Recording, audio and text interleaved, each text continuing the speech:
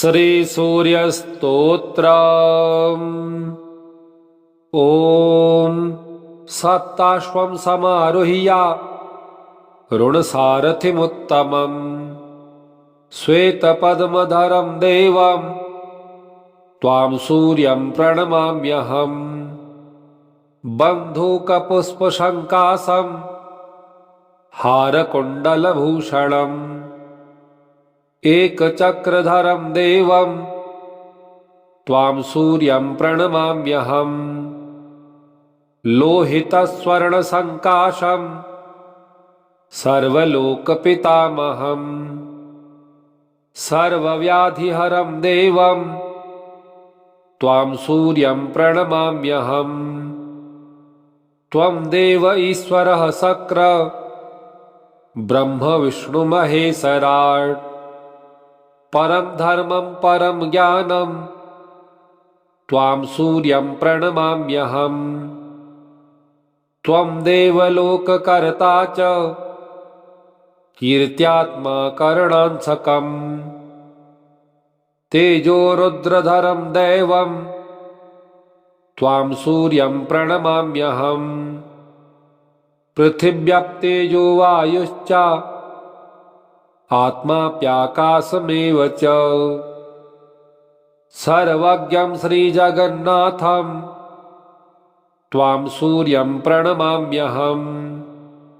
अखण्डमण्डलाकारं व्याप्तं येन चराचरं गगनालिङ्गमाराध्यं त्वां सूर्यं प्रणमाम्यहम्। निर्मलं निर्विकल्पं च निर्विकारं निरामयम् जगत्कर्ता जगद्धर्ता त्वां सूर्यं प्रणमाम्यहम्।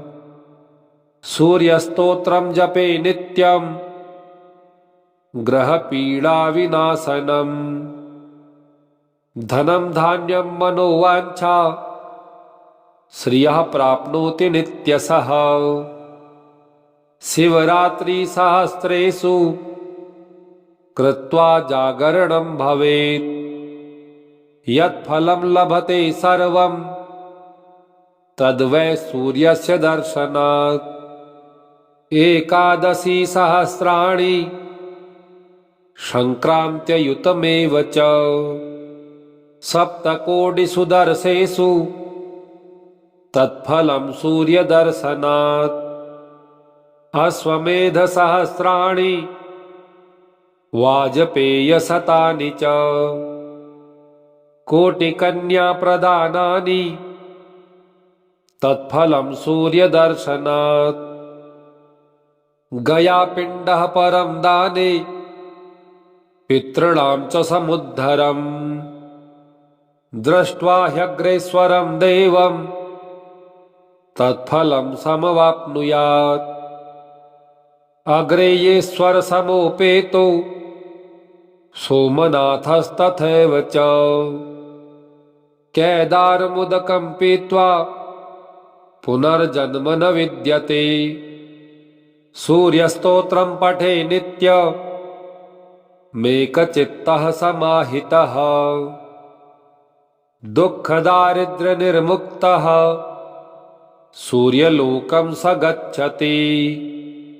ॐ सप्ताश्वं समारुह्य ऋणसारथिमुत्तमम् श्वेतपद्मधरं देवं त्वां सूर्यं प्रणमाम्यहम्। बन्धूकपुष्पशङ्कासं हारकुण्डलभूषणम् एकचक्रधरं देवं त्वां सूर्यं प्रणमाम्यहम्। लोहितस्वर्णसङ्काशं सर्वलोकपितामहम् सर्वव्याधिहरं देवं त्वां सूर्यं प्रणमाम्यहम्। त्वं देव ईश्वरः शक्र ब्रह्म विष्णु महेश्वराट्। परं धर्मं परं ज्ञानं त्वां सूर्यं प्रणमाम्यहम्। त्वं देवलोककर्ता च कीर्त्यात्मा करणांसकम् तेजो रुद्रधरं दैवं त्वां सूर्यं प्रणमाम्यहम् पृथिव्याप्तेजो वायुश्च आत्माप्याकाशमेव च सर्वज्ञं श्रीजगन्नाथं त्वां सूर्यं प्रणमाम्यहम् अखण्डमण्डलाकारं व्याप्तं येन चराचरम् गगनालिङ्गमाराध्यं त्वां सूर्यं प्रणमाम्यहम् निर्मलं निर्विकल्पं च निर्विकारं निरामयम् जगत्कर्ता जगद्धर्ता त्वां सूर्यं प्रणमाम्यहम् सूर्यस्तोत्रं जपे नित्यं ग्रहपीडाविनाशनम् धनं धान्यं मनोवाञ्छा श्रियः प्राप्नोति नित्यशः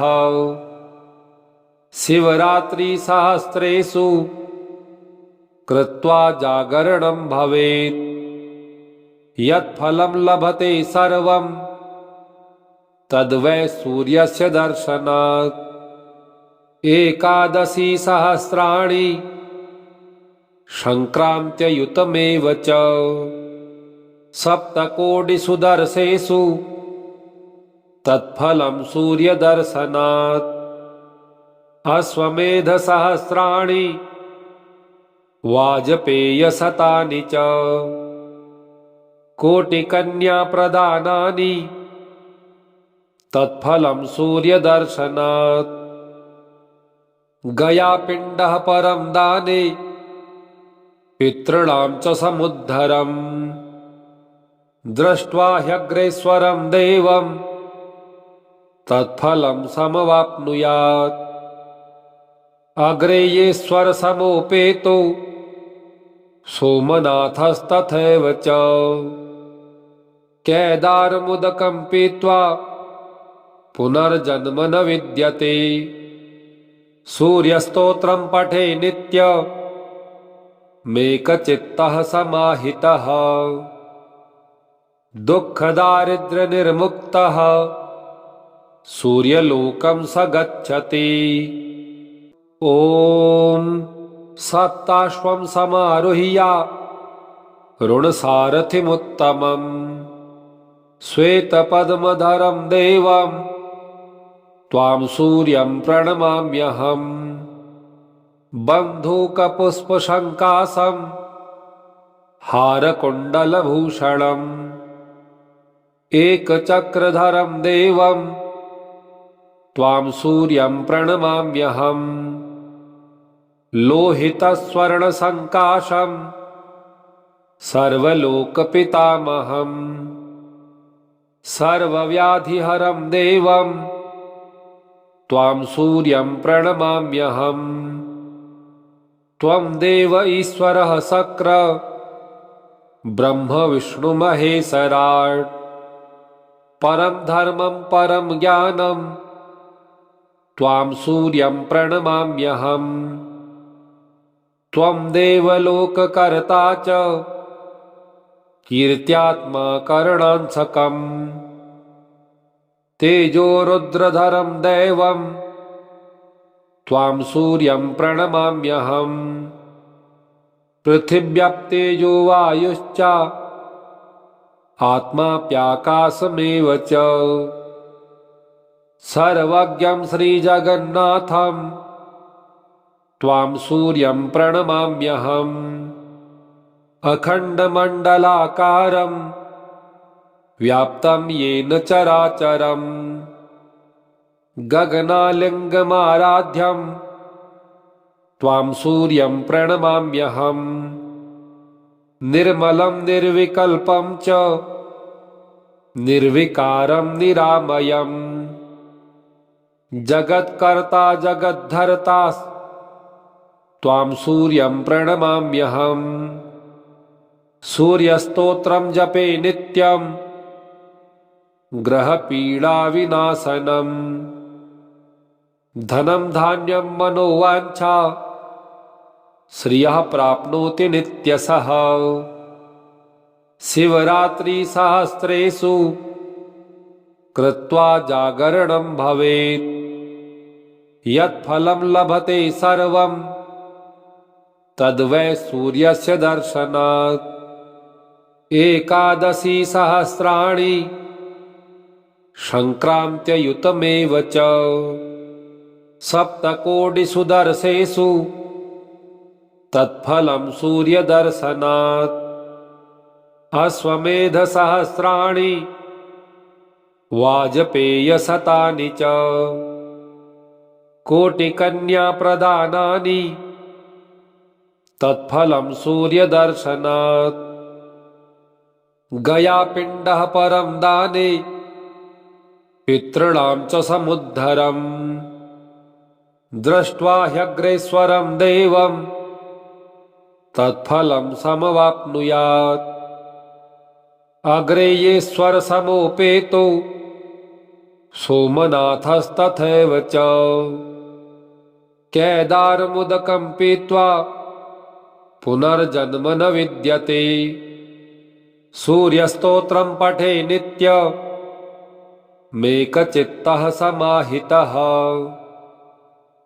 दुःखदारिद्र्यनिर्मुक्तः सूर्यलोकं स गच्छति ॐ सप्ताश्वं समारुह्य ऋणसारथिमुत्तमम् श्वेतपद्मधरं देवं त्वां सूर्यं प्रणमाम्यहम् बन्धूकपुष्पशङ्कासं हारकुण्डलभूषणम् एकचक्रधरं देवं त्वां सूर्यं प्रणमाम्यहम् लोहितस्वर्णसङ्काशं सर्वलोकपितामहम् सर्वव्याधिहरं देवं त्वां सूर्यं प्रणमाम्यहम् त्वं देव ईश्वरः शक्र ब्रह्म विष्णुमहेश्वराट्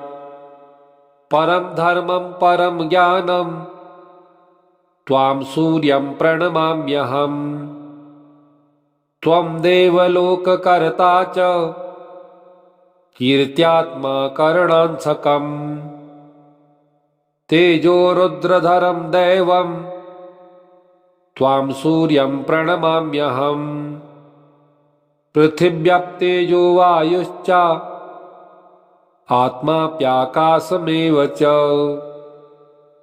सर्वज्ञं श्रीजगन्नाथं त्वां सूर्यं प्रणमाम्यहम् अखण्डमण्डलाकारं व्याप्तं येन चराचरं गगनालिङ्गमाराध्यं त्वां सूर्यं प्रणमाम्यहम् निर्मलं निर्विकल्पं च निर्विकारं निरामयम् जगत्कर्ता जगद्धर्ता त्वां सूर्यं प्रणमाम्यहम् सूर्यस्तोत्रं जपे नित्यं ग्रहपीडाविनाशनम् धनं धान्यं मनोवाञ्छा श्रियः प्राप्नोति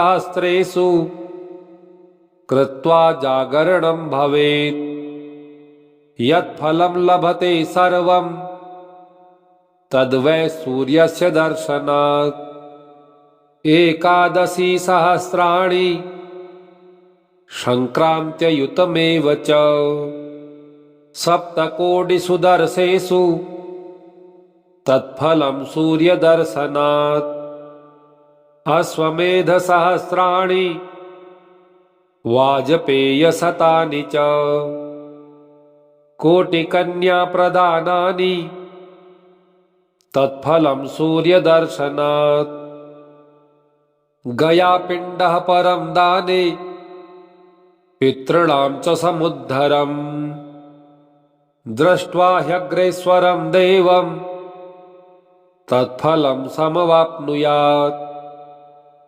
अग्रेयेश्वर समोपेतो सोमनाथस्तथैव च। केदारमुदकं पीत्वा पुनर्जन्म न विद्यते। सूर्यस्तोत्रं पठे नित्य मेकचित्तः समाहितः। दुःखदारिद्र्यनिर्मुक्तः सूर्यलोकं स गच्छति।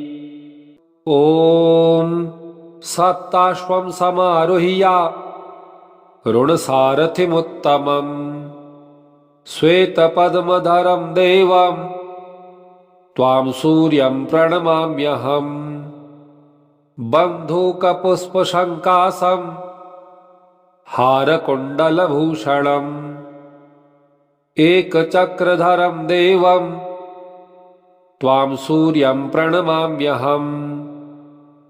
लोहितस्वर्णसङ्काशं सर्वलोकपितामहम्। सर्वव्याधिहरं देवं त्वां सूर्यं प्रणमाम्यहम्। त्वं देव ईश्वरः शक्र ब्रह्म विष्णु महेश्वराट्। परं धर्मं परं ज्ञानं त्वां सूर्यं प्रणमाम्यहम्। त्वं देवलोककर्ता च कीर्त्यात्मा करणांसकम्। तेजो रुद्रधरं दैवं त्वां सूर्यं प्रणमाम्यहम्। पृथिव्याप्तेजो वायुश्च आत्माप्याकाशमेव च। सर्वज्ञं श्रीजगन्नाथं त्वां सूर्यं प्रणमाम्यहम्। अखण्डमण्डलाकारं व्याप्तं येन चराचरम्। गगनालिङ्गमाराध्यं त्वां सूर्यं प्रणमाम्यहम्। निर्मलं निर्विकल्पं च निर्विकारं निरामयम्। जगत्कर्ता जगद्धर्ता त्वां सूर्यं प्रणमाम्यहम्। सूर्यस्तोत्रं जपे नित्यं ग्रहपीडाविनाशनम्। धनं धान्यं मनोवाञ्छा श्रियः प्राप्नोति नित्यशः। शिवरात्रिसहस्रेषु कृत्वा जागरणं भवेत्। यत्फलं लभते सर्वं तद्वै सूर्यस्य दर्शनात्। एकादशी सहस्राणि संक्रान्त्ययुतमेव च। सप्तकोटिषु दर्शेषु तत्फलं सूर्यदर्शनात्। अश्वमेधसहस्राणि वाजपेयशतानि च। कोटिकन्याप्रदानानि तत्फलं सूर्यदर्शनात्। गयापिण्डः परं दाने पितॄणां च समुद्धरम्। दृष्ट्वा ह्यग्रेश्वरं देवं तत्फलं समवाप्नुयात्।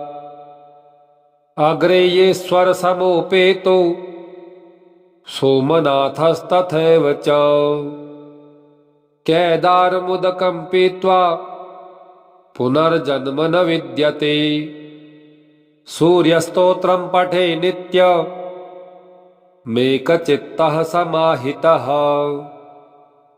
दुःखदारिद्र्यनिर्मुक्तः सूर्यलोकं स गच्छति। ॐ सप्ताश्वं समारुह्य ऋणसारथिमुत्तमम् श्वेतपद्मधरं देवं त्वां सूर्यं प्रणमाम्यहम्।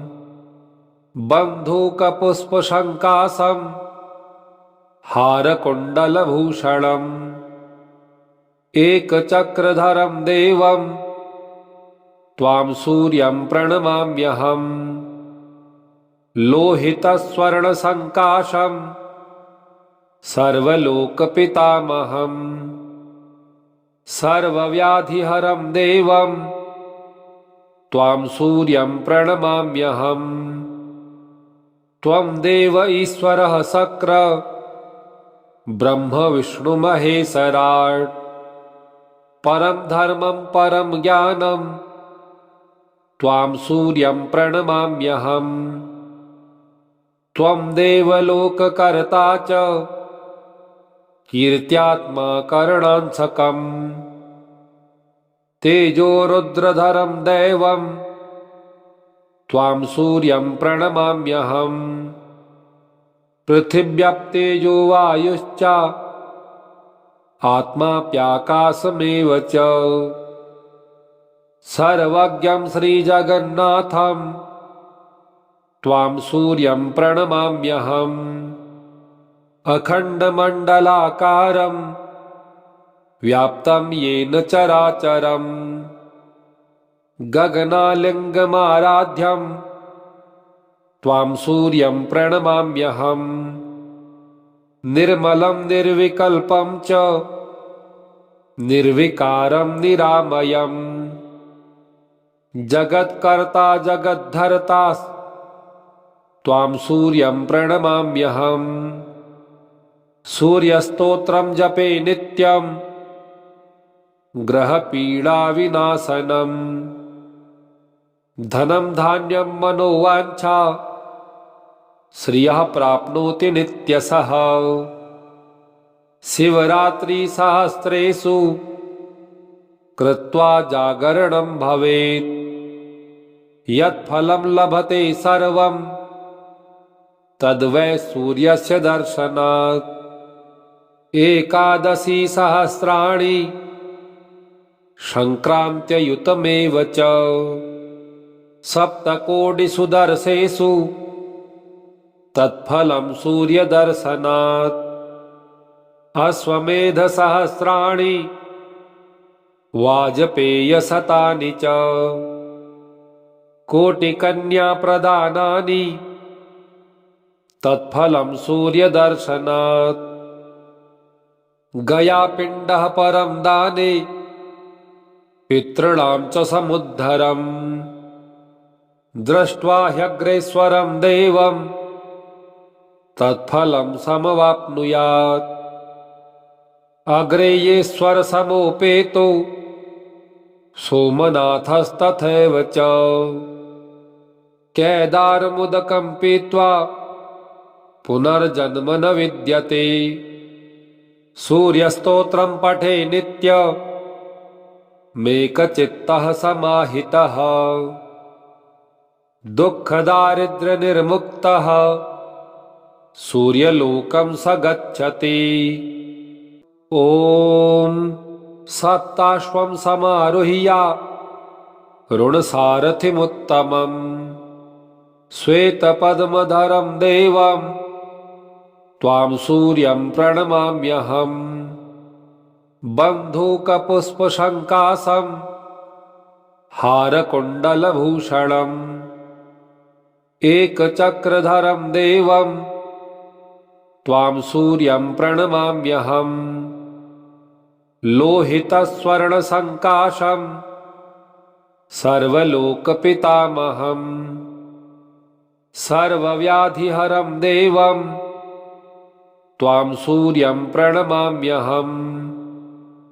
त्वं देव ईश्वरः शक्र ब्रह्म विष्णु महेश्वराट्।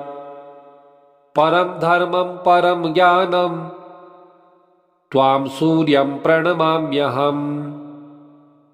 त्वं देवलोककर्ता च कीर्त्यात्मा करणांसकम्। तेजो रुद्रधरं दैवं त्वां सूर्यं प्रणमाम्यहम्। पृथिव्याप्तेजो वायुश्च आत्माप्याकाशमेव च। सर्वज्ञं श्रीजगन्नाथं त्वां सूर्यं प्रणमाम्यहम्। अखण्डमण्डलाकारं व्याप्तं येन चराचरम्। गगनालिङ्गमाराध्यं त्वां सूर्यं प्रणमाम्यहम् निर्मलं निर्विकल्पं च निर्विकारं निरामयम् जगत्कर्ता जगद्धर्ता त्वां सूर्यं प्रणमाम्यहम् सूर्यस्तोत्रं जपे नित्यं ग्रहपीडाविनाशनम् धनं धान्यं मनोवाञ्छा श्रियः प्राप्नोति नित्यशः शिवरात्रिसहस्रेषु कृत्वा जागरणं भवेत् यत्फलं लभते सर्वं तद्वै सूर्यस्य दर्शनात् एकादशी सहस्राणि संक्रान्त्ययुतमेव च सप्तकोटिषु दर्शेषु तत्फलं सूर्यदर्शनात् अश्वमेधसहस्राणि वाजपेयशतानि च कोटिकन्याप्रदानानि तत्फलं सूर्यदर्शनात् गयापिण्डः परं दाने पितॄणां च समुद्धरम् दृष्ट्वा ह्यग्रेश्वरं देवं तत्फलं समवाप्नुयात् अग्रेयेश्वर समोपेतो सोमनाथस्तथैव च केदारमुदकं पीत्वा पुनर्जन्म न विद्यते सूर्यस्तोत्रं पठे नित्य मेकचित्तः समाहितः दुःखदारिद्र्यनिर्मुक्तः सूर्यलोकं स गच्छति ॐ सप्ताश्वं समारुह्य ऋणसारथिमुत्तमम् श्वेतपद्मधरं देवं त्वां सूर्यं प्रणमाम्यहम् बन्धूकपुष्पशङ्कासं हारकुण्डलभूषणम् एकचक्रधरं देवं त्वां सूर्यं प्रणमाम्यहम् लोहितस्वर्णसङ्काशं सर्वलोकपितामहम् सर्वव्याधिहरं देवं त्वां सूर्यं प्रणमाम्यहम् त्वं देव ईश्वरः शक्र ब्रह्म विष्णु महेश्वराट् परं धर्मं परं ज्ञानं त्वां सूर्यं प्रणमाम्यहम् त्वं देवलोककर्ता च कीर्त्यात्मा करणांसकम् तेजोरुद्रधरं दैवं त्वां सूर्यं प्रणमाम्यहम् पृथिव्याप्तेजो वायुश्च आत्माप्याकाशमेव च सर्वज्ञं श्रीजगन्नाथं त्वां सूर्यं प्रणमाम्यहम् अखण्डमण्डलाकारं व्याप्तं येन चराचरं गगनालिङ्गमाराध्यं त्वां सूर्यं प्रणमाम्यहम् निर्मलं निर्विकल्पं च निर्विकारं निरामयम् जगत्कर्ता जगद्धर्ता त्वां सूर्यं प्रणमाम्यहम् सूर्यस्तोत्रं जपे नित्यं ग्रहपीडाविनाशनम् धनं धान्यं मनोवाञ्छा श्रियः प्राप्नोति नित्यशः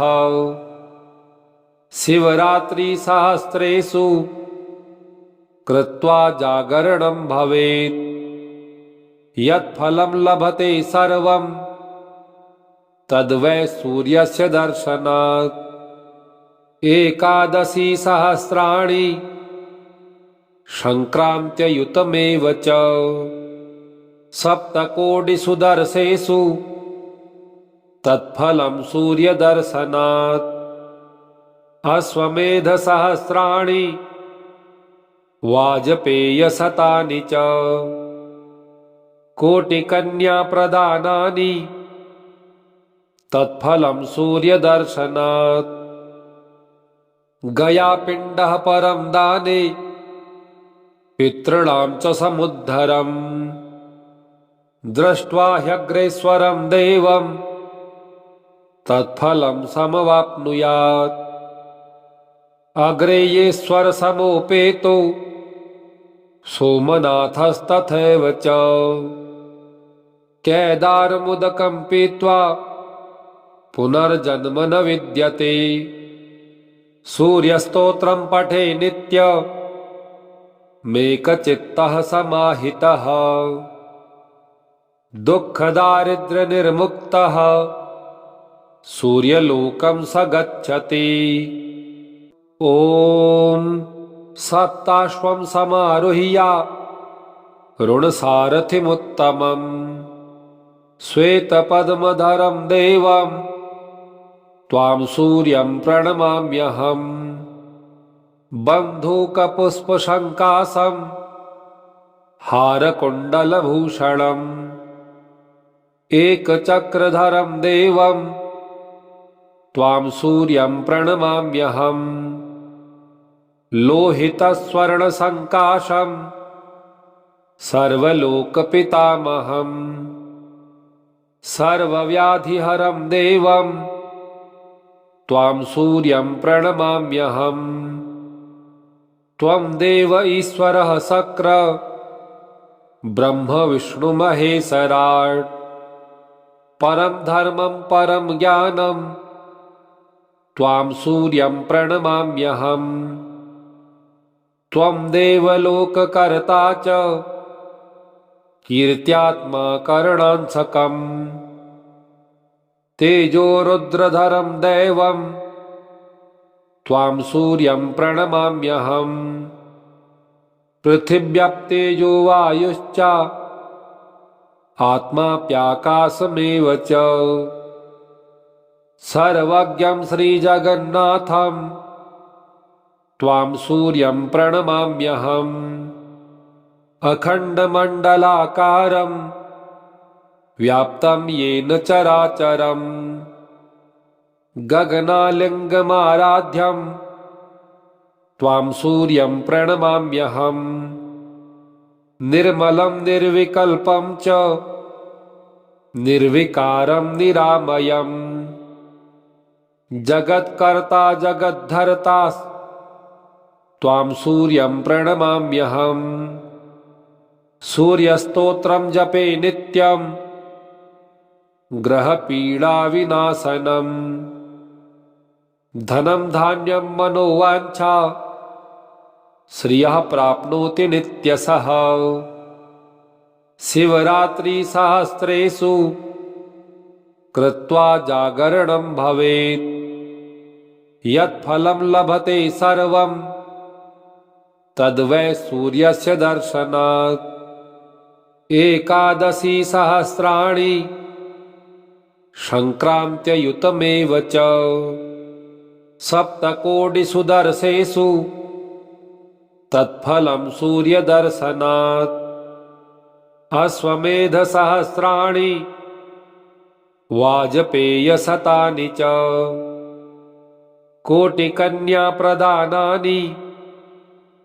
तत्फलं सूर्यदर्शनात् गयापिण्डः परं दाने पितॄणां च समुद्धरम् दृष्ट्वा ह्यग्रेश्वरं देवं तत्फलं समवाप्नुयात् अग्रेयेश्वरसमोपेतो सोमनाथस्तथैव च केदारमुदकं पीत्वा पुनर्जन्म न विद्यते सूर्यस्तोत्रं पठे नित्यमेकचित्तः समाहितः दुःखदारिद्र्यनिर्मुक्तः सूर्यलोकं स गच्छति। ॐ सप्ताश्वं समारुह्य ऋणसारथिमुत्तमम् श्वेतपद्मधरं देवं त्वां सूर्यं प्रणमाम्यहम् बन्धूकपुष्पशङ्कासं हारकुण्डलभूषणम् एकचक्रधरं देवं त्वां सूर्यं प्रणमाम्यहम् लोहितस्वर्णसङ्काशं सर्वलोकपितामहम् सर्वव्याधिहरं देवं त्वां सूर्यं प्रणमाम्यहम् त्वं देव ईश्वरः शक्र ब्रह्म विष्णुमहेश्वराट् परं धर्मं परं ज्ञानं त्वां सूर्यं प्रणमाम्यहम् त्वं देवलोककर्ता च कीर्त्यात्मा करणांसकम्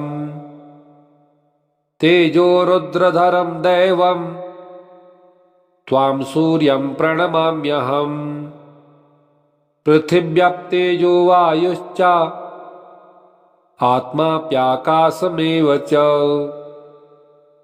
सर्वज्ञं श्रीजगन्नाथं त्वां सूर्यं प्रणमाम्यहम् अखण्डमण्डलाकारं व्याप्तं येन चराचरम् गगनालिङ्गमाराध्यं त्वां सूर्यं प्रणमाम्यहम् निर्मलं निर्विकल्पं च निर्विकारं निरामयम् जगत्कर्ता जगद्धर्ता त्वां सूर्यं प्रणमाम्यहम् सूर्यस्तोत्रं जपे नित्यं ग्रहपीडाविनाशनम् धनं धान्यं मनोवाञ्छा श्रियः प्राप्नोति नित्यशः शिवरात्रिसहस्रेषु कृत्वा जागरणं भवेत् यत्फलं लभते सर्वं तद्वै सूर्यस्य दर्शनात् एकादशी सहस्राणि संक्रान्त्ययुतमेव च सप्तकोटिषु दर्शेषु तत्फलं सूर्यदर्शनात् अश्वमेधसहस्राणि वाजपेयशतानि च कोटिकन्याप्रदानानि तत्फलं सूर्यदर्शनात् गयापिण्डः परं दाने पितॄणां च समुद्धरम् दृष्ट्वा ह्यग्रेश्वरं देवं तत्फलं समवाप्नुयात् अग्रेयेश्वर समोपेतो सोमनाथस्तथैव च केदारमुदकं पीत्वा पुनर्जन्म न विद्यते सूर्यस्तोत्रं पठे नित्य मेकचित्तः समाहितः